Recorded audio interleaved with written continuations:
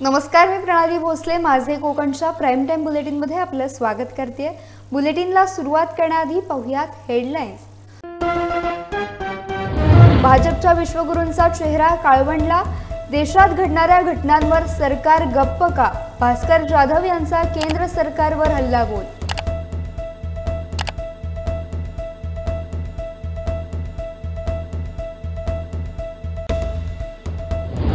विद्युत भारीत तारेला चिटकून म्हशीचा मृत्यू, महाडमधील हिरकणीवाडी येथील घटना।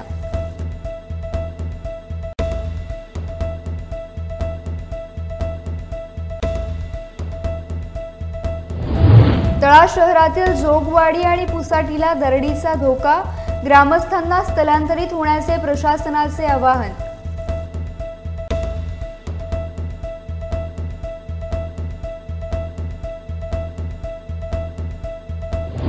आणि कोकणातल्या भूस्खलनाला जबाबदार कोण? पहा माझे कोकणचा स्पेशल रिपोर्ट।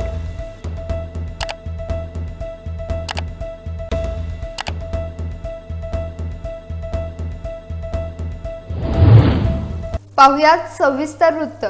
मणिपूरमध्ये घडलेल्या घटनेचे पडसाद देशभर उमटताना दिसत आहेत। यावर आता महाविकास आघाडीतील शिवसेना उद्धव बाळासाहेब ठाकरे पक्षाचे नेते भास्कर जाधव यांनी टीका केली आहे। पाहुयात। एका बाजूला भारतीय जनता पार्टीचे लोक हे आम्ही विश्वगुरू म्हणून बडाया मारतायत। आम्ही विश्वगुरू म्हणून संपूर्ण जगाला म्हणजे विश्वाला मार्गदर्शन करणारा असा मार्गदर्शक आमचा पक्ष आहे, जगामधला सगळ्यात मोठा पक्ष आहे, अशा पद्धतीची बिरुदावली हे भारतीय जनता पार्टीचे लोक मिरवतायत। आणि दुसऱ्या बाजूला याच देशामध्ये महिलांची किती विटंबना होतीये। केवळ विटंबना नाही तर काल आपण बघितलं असेल त्यात महिलांना नग्न अवस्थेमध्ये आणि त्याचबरोबर नग्न अवस्थेमध्ये असल्यानंतर सुद्धा त्या महिलांच्या गुप्त अंगाच्या अंगामध्ये कशा पद्धतीने खुलेआमपणे भर रस्त्यावर या मणिपूरमध्ये वागलं जात होतं, अतिशय वाईट कृत्य केलं जात होतं। परंतु ही सगळी घटना 4 मेला घडली आणि काल 20 जुलैपर्यंत हे सगळं लपून राहिलं। याचा अर्थ या देशामध्ये अशा किती भयानक घटना घडतायत आणि त्या सत्ताधीशांच्या दहशतीखाली लपवल्या जात आहेत, लपल्या जात आहेत, हे यातून स्पष्ट झालं। आणि म्हणून किरीट सोमय्या अमित शहाना काय भेटतील किंवा आणखीन अतुल भातखळकर कोर्टासंदर्भात काय बोलतील, भारतीय जनता पार्टीचा विश्वगुरू म्हणून पूर्णपणे चेहरा हा मलिन झालेला आहे, काळवंडलेला आहे, काळा झालेला आहे। परंतु हे आमच्या देशाचे राज्यकर्ते आहेत म्हणून आज आम्हाला या विश्वगुरूंचा उल्लेख करताना सुद्धा आम्हाला शरम वाटते आणि हे निषेधार्ह आहे। म्हणून मी या सगळ्या घटनांचा निषेध करतो। देशात तसेच राज्यात घडणाऱ्या विविध धक्कादायक घटनांवर जर राज्य सरकार तसेच केंद्र सरकार कारवाई करत नसेल तर सर्वोच्च न्यायालय म्हणून आम्हाला गप्प बसता येणार नाही, अशा न्यायालयाच्या टिप्पणीनंतर आता भास्कर जाधव यांनी देखील सरकारवर सडकून टीका केली आहे। पाहुयात काय म्हणालेत भास्कर जाधव। असं आहे की सर्वोच्च न्यायालयाने तुम्हाला सांगितलं की मणिपूरच्या ह्या घटनेबद्दल जर सरकार लक्ष घालत नसेल, म्हणजे केंद्रामध्ये भाजपाचं सरकार आहे, मणिपूरमध्ये भाजपाचं सरकार आहे, महाराष्ट्रामध्ये भाजपाचं सरकार आहे, किरीट सोमय्यांचा प्रकार असेल, मणिपूरचा प्रकार असेल, या सगळ्या प्रकारामध्ये भारतीय जनता पार्टी लक्ष घालत नसेल तर न्यायालय म्हणून आम्हाला आमच्या डोळ्यावर पट्टी बांधून गप्प बसता येणार नाही, आम्हाला हस्तक्षेप करावा लागेल। हे सुप्रीम कोर्टानं सांगणं याच्यातच खऱ्या अर्थानं तुमची बेइज्जत होणं, सुप्रीम कोर्टानं तुमचा काळा बुरका फाडणं, तुमच्यावर फटकारे मारणं, याची लाज शरम बाळगायला पाहिजे होती। त्याच्याऐवजी सुप्रीम कोर्ट जर सगळ्या गोष्टीत हस्तक्षेप करणार असेल तर संसद कशाला पाहिजे, विधानसभा कशाला पाहिजे, असे जे कोणी भारतीय जनता पार्टीचे आमदार म्हणतायत त्यांना विचारावं लागेल की राज्यांच्या अनेक प्रकारच्या तपास यंत्रणा असताना केंद्रामधल्या तपास यंत्रणा तुम्ही आणून लोकांना इथे सकाळ संध्याकाळ छळताय, ईडीचा भाग दाखवून सत्ता बदल करताय, तुम्हाला शरम वाटली पाहिजे।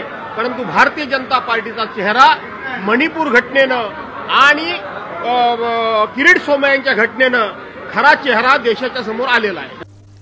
तर भाजप नेते किरीट सोमय्या यांचा आक्षेपार्ह व्हिडिओ प्रसारित झाल्यानंतर राज्यभरात सर्वत्र आक्रोश पाहायला मिळत आहे। सभ्यता आणि सुसंस्कृतपणाचा आव आणून अनेक राजकीय नेत्यांवर भ्रष्टाचाराचे आरोप करणाऱ्या किरीट सोमय्या यांचा खरा चेहरा समोर आलाय असं म्हणत शिवसेना उद्धव बाळासाहेब ठाकरे पक्षाचे नेते भास्कर जाधव यांनी प्रतिक्रिया दिली आहे। पंतप्रधानांनी काल स्टेटमेंट केलं की मेरे मन में बड़ा दुख है, मेरे मन में बड़ा संताप है। पंतप्रधानांची ही सगळी वक्तव्य नाटकी असतात। माननीय उद्धव साहेब ठाकरेंनी सांगितलं होतं की तुम्ही अमेरिकेच्या दौऱ्यावर जाण्याच्या ऐवजी तिथं आणखीन इटालीच्या दौऱ्यावर जाण्यापेक्षा तुम्ही मणिपूरला जा। देशाच्या पंतप्रधानांनी आज मे महिन्यापासून जुलैपर्यंत या घटना उजेडात येईपर्यंत ही घटना 4 मे 2023 ला घडली, 20 जुलै 2023 ला ती समोर आली। याचा अर्थ अशा प्रकारच्या भयानक घटना किती लपल्या आहेत, किती लपवल्या गेल्या आहेत हे यातून स्पष्ट होतं। आणि म्हणून उद्धव साहेबांनी सांगितलं होतं की तुम्ही परदेशामध्ये नंतर जा, पहिल्यांदा मणिपूरला जा। परंतु पंतप्रधानांनी अशा ठिकाणी जाण्याचं कधीही आपलं नैतिक कर्तव्य पार पाडलेलं नाही। शेतकऱ्यांचा जवळजवळ 11-12 महिन्याचा रस्त्यावरचा संप असेल, त्या ठिकाणी महिला कुस्तीपटूंचा दिल्लीमध्ये धरलेलं धरणं आंदोलन असेल किंवा मणिपूरचा हिंसाचार असेल किंवा देशामध्ये त्यावेळेला आलेलं कोरोनाचं संकट असेल, यावेळेला पंतप्रधान कुठेही दिसले नाहीत।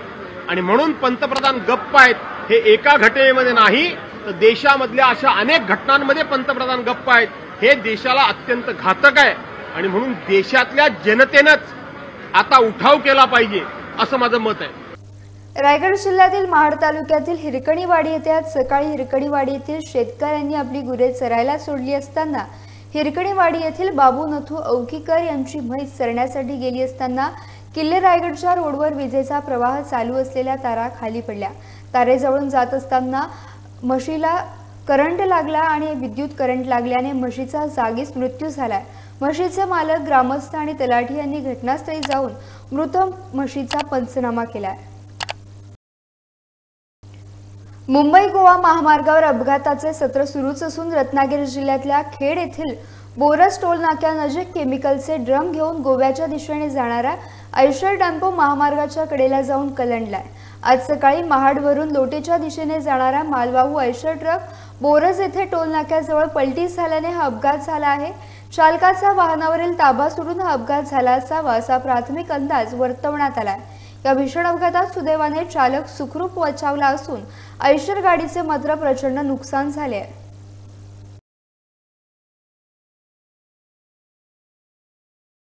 मुसळधार पावसामुळे कुडाळमधील जनजीवन विस्कळीत झाले। तालुक्यातील वेताळ बांबर्डे मुस्लिमवाडी येथील नागरिकांना पावसाचा फटका बसला असून त्यांचा वेताळ बांबर्डे गावाशी असलेला संपर्क तुटलाय। मागील 3 ते 4 दिवस मुसळधार पाऊस होत असल्याने मुस्लिमवाडीतील येण्या जाण्याचा पूल पाण्याखाली गेला असल्याने नागरिकांना हालअपेष्टा सहन कराव्या लागतात। काल रात्री मुस्लिमवाडी आणि मुंबई गोवा महामार्ग जोडणाऱ्या पुलावरून पाणी गेल्याने या वाडीचा वेताळ बांबर्डे गावाशी असलेला संपर्क तुटलाय। मुख्य म्हणजे येथील पुलावरून पाणी जात असल्याने येथील नागरिकांना होडीद्वारे आपल्या घरी जावे लागत आहे। आज सकाळी पावसाने काहीशी विश्रांती घेतली असली तरी मुस्लिमवाडी आणि वेताळ बांबर्डे गाव यांचा संपर्क तुटलेलाच आहे। तसेच मे महिन्यात महामार्गावरील ठेकेदार कंपनीने मुस्लिमवाडीत जाणाऱ्या पुलाचे बांधकाम केले होते, परंतु येथे आता खड्डे पडले असून यामुळे देखील नागरिक त्रस्त आहेत। मला त्रास होतो बघा, या प्रशासनाने ब्रिज तात्पुरता बनवून दिला आणि या कायमचा आमचा या त्रास असता, कायमचा त्रास होता। कोण पेशंट काय झाला तरी आम्ही इकडे आणू शकत नाही ते का, आणि या पाणी भरला का आमचा आणि गावाचा संपर्क तुटता। आणि या प्रशासनाचा तात्पुरता करून दिला ना, आणि आता बघा हे खड्डे बघा, खड्डे पण पडले असत। तर आता म्हणजे कसं आम्ही करूचा हे आम्ही प्रशासनाला तुमच्या माध्यमातून प्रश्न विचारतो।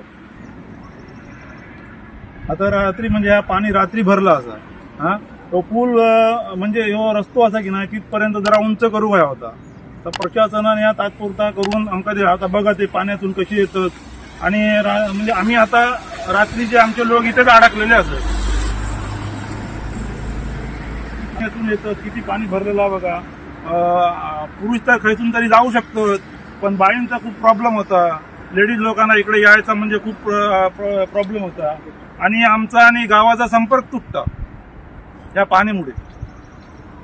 पेण तालुक्यात देखील पावसाने थैमान घातले। शेतामध्ये, घरांमध्ये, दुकानांमध्ये तसेच सखल भागामध्ये पाणी साठल्यामुळे जनजीवन विस्कळीत झाले। त्याची पाहणी करण्याकरिता भाजपचे जिल्हा उपाध्यक्ष वैकुंठ पाटील, मिलिंद पाटील आणि जिल्हा सरचिटणीस आदी पदाधिकारी यांनी तांबडशेत जोहेमधील खचलेल्या रस्त्याची पाहणी करून संबंधित अधिकाऱ्यांना रस्त्याच्या दुरुस्तीबाबत आदेश दिले आहेत।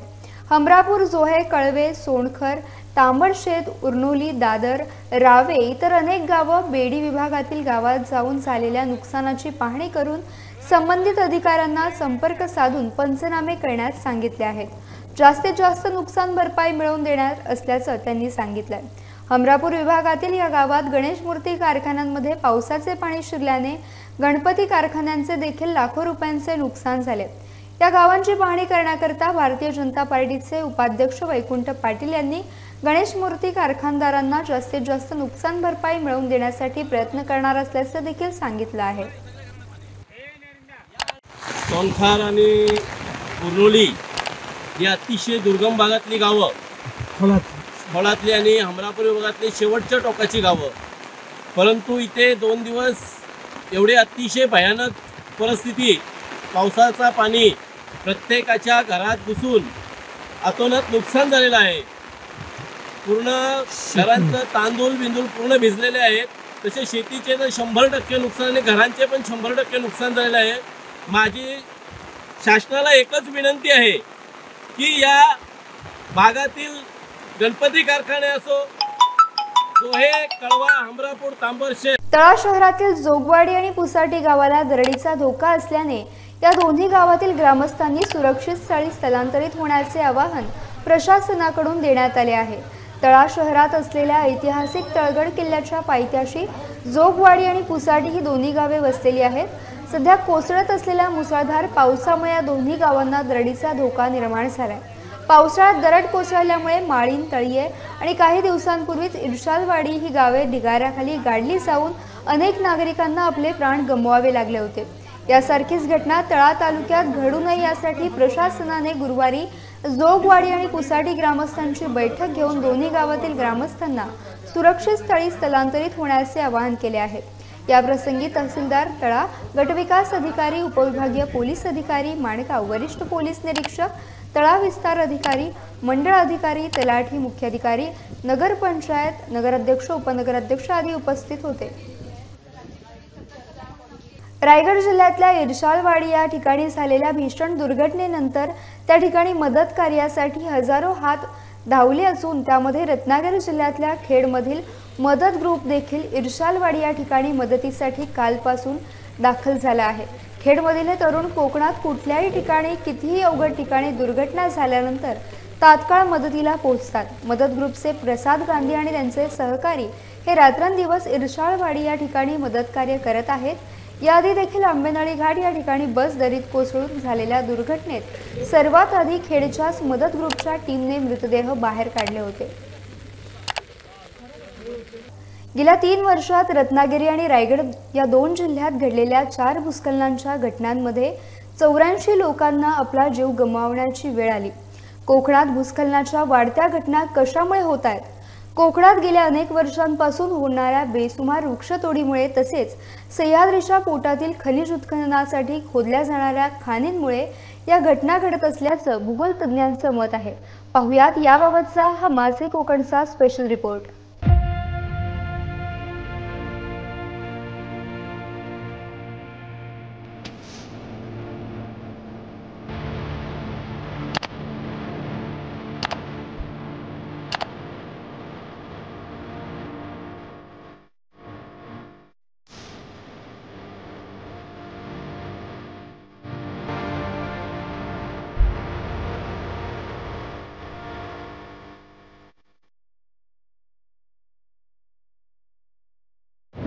कोकणात विशेषतः रत्नागिरी आणि रायगड जिल्ह्यात भूस्खलनाच्या सततच्या घटनांनी अनेकांचा जीव गेलाय।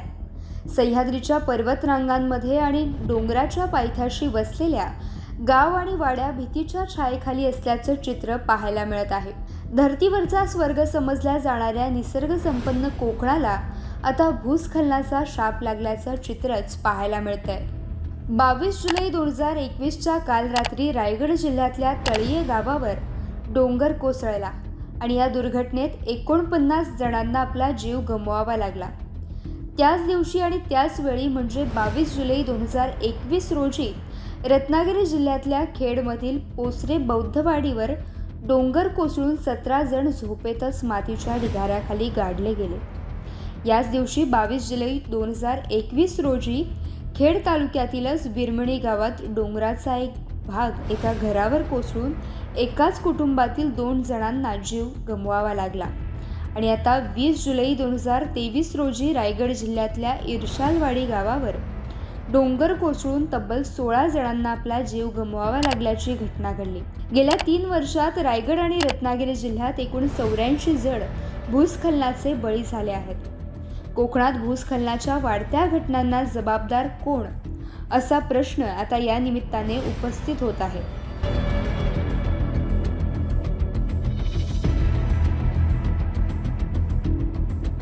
मी प्राध्यापक डॉक्टर अनिता आवटी, भूगोल विषयाची प्राध्यापिका म्हणून ICS कॉलेजमध्ये काम करत आहे. कालची जी काही दुर्घटना घडली रायगड जिल्ह्यातील खालापूरजवळ इर्शालवाडीमध्ये, काल दरड कोसळून अनेक लोकांचा मृत्यू झाला. अतिशय दुर्दैवी अशा प्रकारची ही घटना आहे. गेल्या काही वर्षामध्ये विशेषतः माळींसारखी दुर्घटना घडली आणि ती 2006मध्ये घडली. अचानक दरड कोसळून अख्खं गावच्या गाव त्या दरडीखाली गाडलं गेलं आणि 2006 नंतर या अशा घटना आपल्या सह्याद्री पट्ट्यामध्ये पण सातत्याने घडत आहेत. मागच्या वर्षी त्या पोसरे सारखी दुर्घटना घडली. तर तसंच अनेक ठिकाणी आपल्या कोकणातल्या वेगवेगळ्या सह्याद्रीच्या पायथ्याच्या गावांमध्ये किंवा डोंगर उतारावरती असणाऱ्या गावांमध्ये अशा प्रकारच्या दुर्घटना घडायला लागलेल्या आहेत. ह्याच्या मागचे जाऊन जर आपण बघितलं तर थोडंफार आपल्याला कुठेतरी त्याच्यामागची शास्त्रीय कारणं काही आहेत ह्याचा अभ्यास करण्याची गरज आता निर्माण झाली. आपल्याकडे प्रचंड विविधता आहे, म्हणजे जैविक विविधता आहे, अनेक प्रकारचे वृक्ष आपल्याकडे आहेत.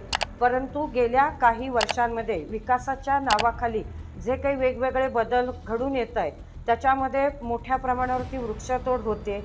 खाणकाम व्यवसायाला सुरुवात झालेली होती. वेगवेगळ्या प्रकारची खनिजं आपल्याकडे सह्याद्रीच्या डोंगर रांगांमध्ये सापडतात, म्हणून त्या ठिकाणी आपण त्या खनिजांसाठी खाणकाम व्यवसायाला सुरुवात केलेली होती. पर्यटनाच्या निमित्ताने अनेक भागांमध्ये जंगलतोड जेवढी झाली तसंच रस्ते वगैरे तयार होत आहेत.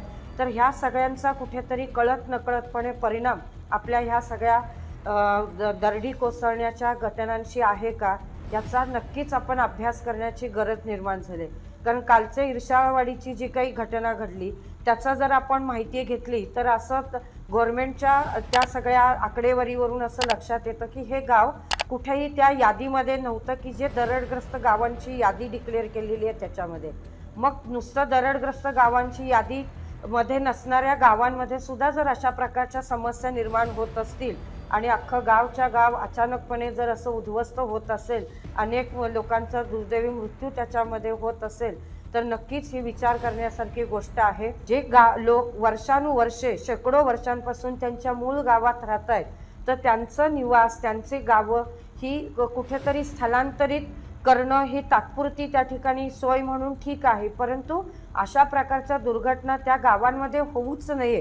गावं सुरक्षित राहावीत, कारण ते गाव जर सुरक्षित राहिलं तर तिथल्या देवराया किंवा तिथली जी काही जैवविविधता आहे, तिथलं एक नैसर्गिक जे काही ज्याला आपण म्हणूया पर्यावरणाशी असणारं त्या लोकांचं नातं आहे ते टिकून राहील. आणि तिथलं ते जर टिकून राहिलं तर तिथली परिसंस्था, तिथलं सगळं एकंदरीत निसर्ग आहे हा राखण्यासाठी मदत निश्चित होईल. अशा दुर्घटना होऊ नये याच्यासाठी आपण सर्वांनी प्रयत्न एकत्रित येऊन करणं गरजेचं आहे आणि शास्त्रशुद्ध अभ्यास व्हावा अशी माझी आपल्याला या निमित्ताने विनंती आहे.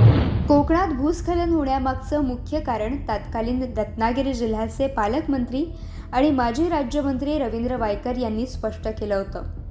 कोकणात होणारी बेसुमार वृक्षतोड हेच भूस्खलनाचं मुख्य कारण असल्याचं त्यांनी सांगितलं. कोकणात मुंबई तसेच इतर राज्यात स्मशानभूमीसाठी मोठ्या प्रमाणावर लाकडे ही कोकणातून पाठवली जातात. त्यामुळे मुंबईसारख्या ठिकाणी लाकडांऐवजी विजेच्या विद्युत दाहिनी बसवण्याबाबत कुऱ्हाड बंदी करण्यासाठी आपण तत्कालीन मुख्यमंत्री उद्धव ठाकरे यांना याबाबत निवेदन देखील देणार असल्याचं त्यांनी स्पष्ट केलं होतं. मात्र त्यानंतर झालेल्या सत्तांतर नाट्यानंतर या मागणीचे घोडे नेमके कुठे अडले तेच समजले नाही.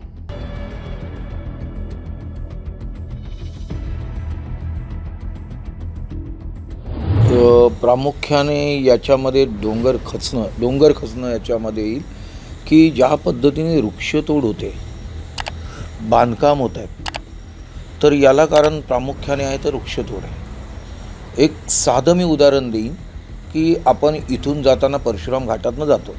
आता परशुराम घाटातनं जाताना त्यावेळेला ताज हॉटेल तुमचं झालं. हे ताज हॉटेल त्या डोंगरावरती आलं, पण त्या डोंगरावरती ताज हॉटेल आलं ते बांधताना जे खोदकाम झालं, त्याच्यानंतर तिथे आणखीन काही बंगले आले, आणखी काही आले असतील. आता हे झाल्यानंतर एकदा ती घसरण जर 20-25 वर्षापूर्वी जर त्यांनी ते झाडं तोडली असतील, आणखी काही माती काढली असेल, काय झाली असेल, त्याचे परिणाम तुम्हाला त्यावेळेला दिसणार नाही. ते परिणाम 15-20 वर्षांनी दिसतात. आणि म्हणूनच आता मी पाहतोय ते चिपळूणच्या घाटामध्ये परशुरामाच्या तिथून जाताना परशुरामच्या देवस्थानाच्या तिथूनच्या घाटामधून जाताना आजही दरवर्षी आता संपूर्ण डोंगराच्या दगड आणि धोंडे आहेत, हे संपूर्ण लँडस्लायडिंग होते. तर हे स्लायडिंग होताना ते दरवर्षी आता होत चाललेलं आहे. याचाच अर्थ तुम्ही आज खोदलात म्हणून दुसऱ्या दिवशी ते डोंगर खचेल असं नाही. तो कालांतराने त्याची झीज होऊन जाते आणि ते 15-20 वर्षांनी त्याचं ते परिणाम आपल्याला दिसून येतात. ते दुष्परिणाम आता ते दिसतात. निसर्ग संपन्न कोकणाला वाचवण्यासाठी आता कोकणात सह्याद्रीच्या पर्वतरांगांमध्ये वाढत चाललेल्या घटनांकडे गांभीर्याने बघणं गरजेचं आहे. माजी मदत आणि पुनर्वसन मंत्री अब्दुल सत्तार यांनी 2 वर्षांपूर्वी केलेल्या कोकण दौऱ्यात दरडप्रवण क्षेत्र असलेल्या गाव आणि वाड्यांना पुनर्वसित केलं जाईल, त्यासाठी सर्वे केला जाईल असे सांगितलं. तर माजी पालकमंत्री रवींद्र वायकर आणि भूगोल अभ्यासक प्राध्यापिका डॉक्टर अनिता आवटी यांनी कोकणात होणारी बेसुमार वृक्षतोड जबाबदार असल्याचे निष्कर्ष काढलेत. महत्त्वाचं म्हणजे ज्या ठिकाणी दरड कोसळली, भूस्खलन झाले ते सर्वेक्षणातच नव्हते. कोकणात 70% भाग हा डोंगराच्या कुशीत आणि पायथ्याशी आहे. मग किती गावं आणि वाड्यांचे स्थलांतर करणार आणि कुठे करणार असा प्रश्न समोर येतो. त्यापेक्षा कोकणातील होणारी बेसुमार वृक्षतोड याला लगाम घालणं केव्हाही उचित ठरेल.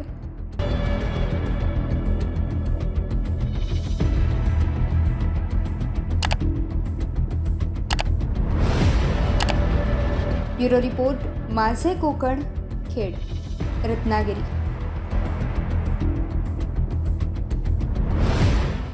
यासह बुलेटिनमध्ये वेळ झाली. इथेच थांबण्याची. भेटूयात नवीन बुलेटिनसह. तोपर्यंत तुम्ही कुठेही जाऊ नका. पाहत राहा फक्त माझे कोकण.